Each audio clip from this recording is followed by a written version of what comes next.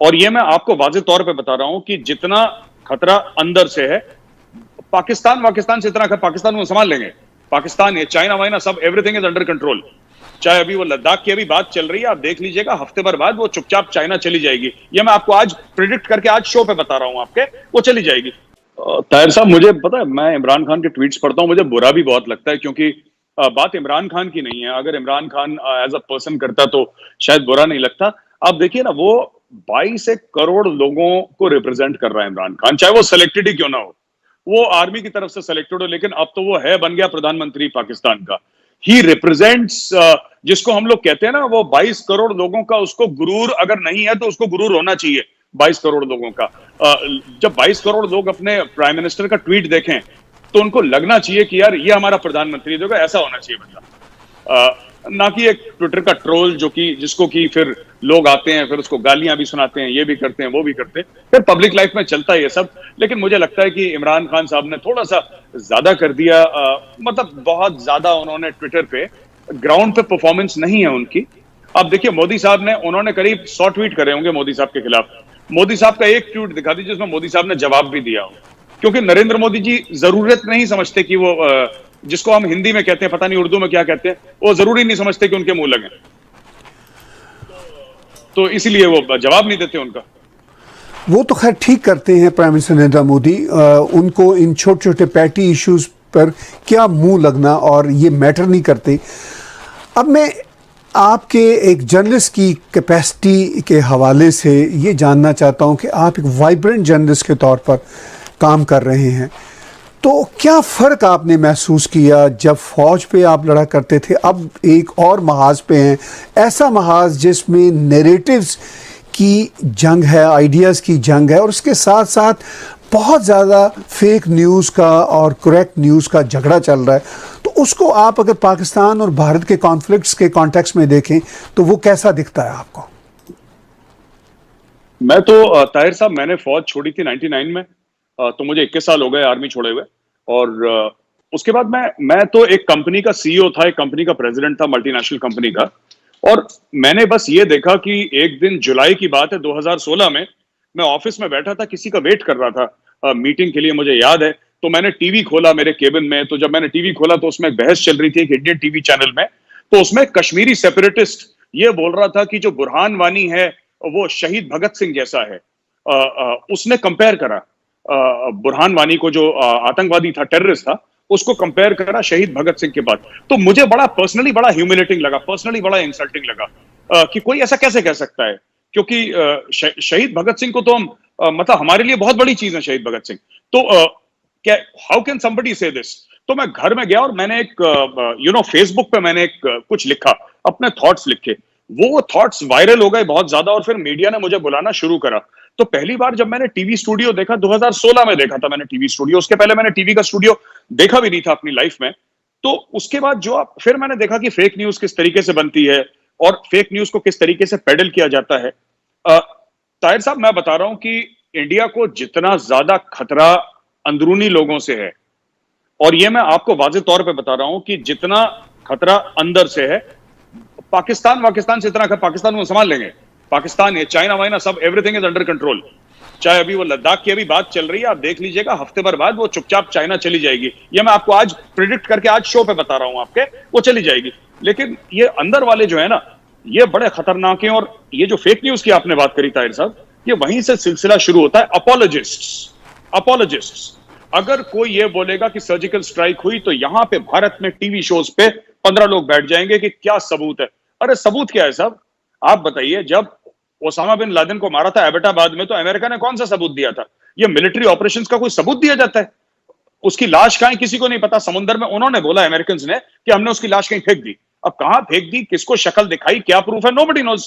तो पर यहां पे आपके जो प्रोफेशनल कुछ लोग हैं, वो ताहिर साहब वो खड़े हो जाएंगे, पैसा लेके, एनजीओ से फंडेड रहते हैं, और वो पैसा वैसा लेके खड़े हो जाते हैं और फिर ये कहना शुरू कर देते हैं कि साहब क्या प्रूफ है। तो ये सबूत गैंग हम उनको कहते हैं हर समय।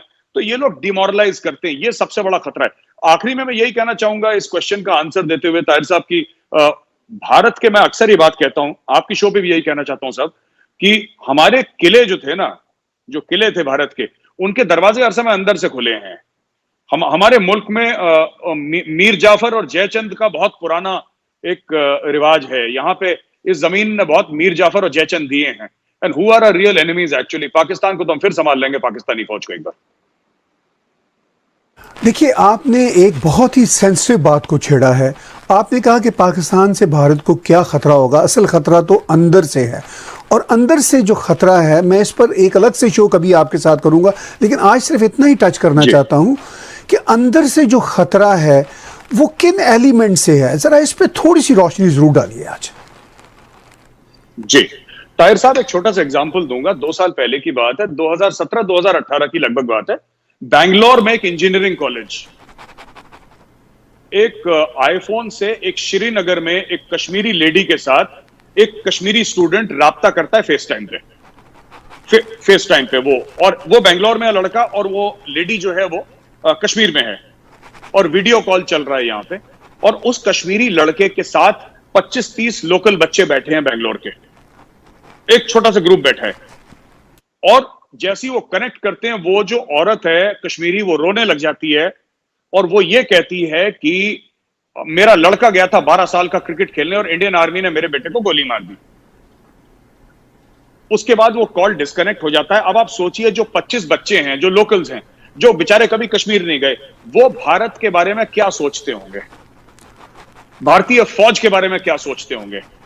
तो ये ऐसा जो चल रहा है, ये कौन करता है मैं आपको बताता हूं। ये टीवी चैनल्स हैं, ये कुछ न्यूज़पेपर्स हैं, हमारे यहां कुछ वेबसाइट्स हैं, हमारे पास खास एनजीओज हैं, हमारे पास कुछ खास बंदे हैं जो पेड हैं। आप एक बात बताइए, कोई टीवी चैनल में नाम नहीं लेना चाहता, एक टीवी चैनल है जो बिल्कुल जिसको कोई नहीं देखता, उसकी व्यूअरशिप 0 है, उसने कई 100 एम्प्लॉइज पाल रखे हैं, उसको सैलरी कहां से आ रही है? जब भैया जब आप टीआरपी की रेटिंग्स देखते हैं, it is nowhere, and it is a main stream channel, Hindi में, इंग्लिश में, कोई नहीं देखता उस चैनल को, लेकिन एम्प्लॉइज को सैलरी मिल रही है और सब कुछ खर्चे बढ़िया से चल रहे हैं। तो आप अगर बिजनेस मॉडल देखें तो बिजनेस मॉडल क्या है? कुछ लोग हैं जो अचानक, आपने अभी देखा होगा, वो अरब से या कहीं से वो प्रिंसेस थी जो वो इस्लामोफोबिया की बात करी थी, ताहिर साहब आपने सुना होगा। अब एक छोटा सा सवाल है, वो प्रिंसेस आई, तूफान की तरह आई और तूफान की तरह चली गई। अब वो प्रिंसेस कहां है किसी को कुछ नहीं पता। उसके फॉलोअर कुछ हजार थे, ओवरनाइट उसके फॉलोअर ट्विटर पे कुछ लाख हुए, उसने 4, 5, 10, 15, 20, 25 ट्वीट करे, और ट्वीट करके उसने अपने पैसे लिए और वो गायब हो गई। अब वो प्रिंसेस कहीं दिखाई नहीं देती। जैसे कि इस्लामोफोबिया की जो प्रॉब्लम इंडिया में थी, अचानक ठीक हो गई, 3 हफ्ते के लिए थी, अब वो ठीक हो गई, या कभी प्रॉब्लम थी नहीं, या फिर है लेकिन वो भाग गई, किसी को कुछ नहीं पता। तो ये कई सारी एजेंसीज हैं जो इंडिया में, इसलिए मैं कह रहा हूं हिंदुस्तान को खतरा, देखिए पाकिस्तान से जो भी खतरा है ना, वो हमारी आर्मी संभाल लेगी, उसमें पहले भी संभाल चुकी है, कोई बड़ी बात नहीं है। चाइना को अभी संभाल रही है, आप देख लीजिएगा, मैं भविष्यवाणी आज कर रहा हूं, ये 1 हफ्ते बाद चाइनीज चले जाएंगे वहां से। 1967 के बाद एक गोली नहीं चली चाइना के साथ, 50-55 साल हो गए।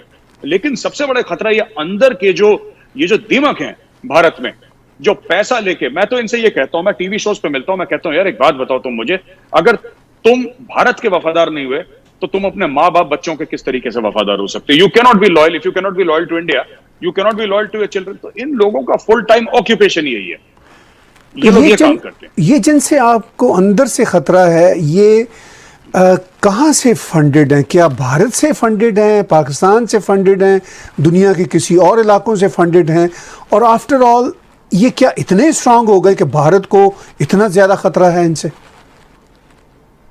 सब ये स्ट्रांग नहीं हुए। भारत का जो कॉन्स्टिट्यूशन है अलाउ करता है, जैसे कनाडा का कॉन्स्टिट्यूशन अलाउ करता है, आप अगर कनाडा में हैं तो आप कुछ भी बोलें, तो ये फ्रीडम ऑफ स्पीच के अंदर आता है। अगर पाकिस्तान में होते तो ये ओवरनाइट इनको ऐसा ही गायब कर लेती।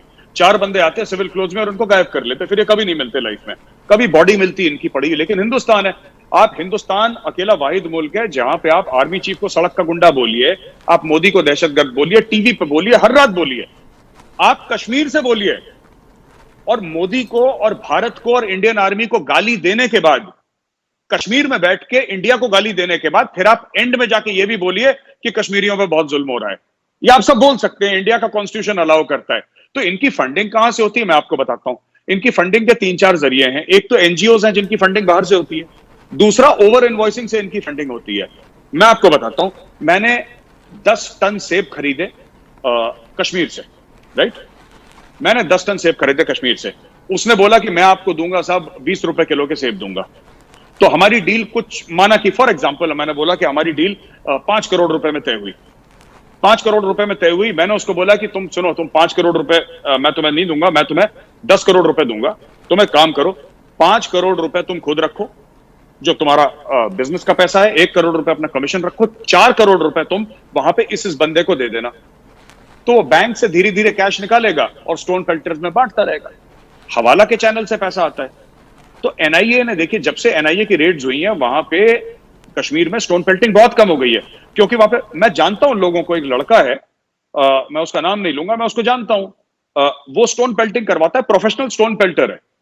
He is in Srinagar, professional stone पेल्टर है, 500 स्टोन पेल्टर उसके अंडर में, उसके व्हाट्सएप ग्रुप बने हुए। आप उसको पैसा दीजिए। ये पॉलिटिकल पार्टीज करवाती हैं। ये जो मेजर गोगोई का केस आपने सुना था, आपने जो मेजर गोगोई का केस सुना होगा, जिसने वो गाड़ी के ऊपर बैठाया था, जो इंडियन आर्मी का मेजर था, उस समय में जो साहब वहां पे स्टोन पेल्टिंग हुई थी, जिसमें मेजर गोगोई, वो कोई हुर्रियत की स्टोन पेल्टिंग नहीं थी, वो कश्मीर की मेन स्ट्रीम पॉलिटिकल पार्टी ने स्टोन पेल्टिंग करवाई थी, जिसमें गोगोई वो लोगों को बचा के ला रहा था। तो ये सच्चाई है, सब ऐसे करते हैं ये लोग।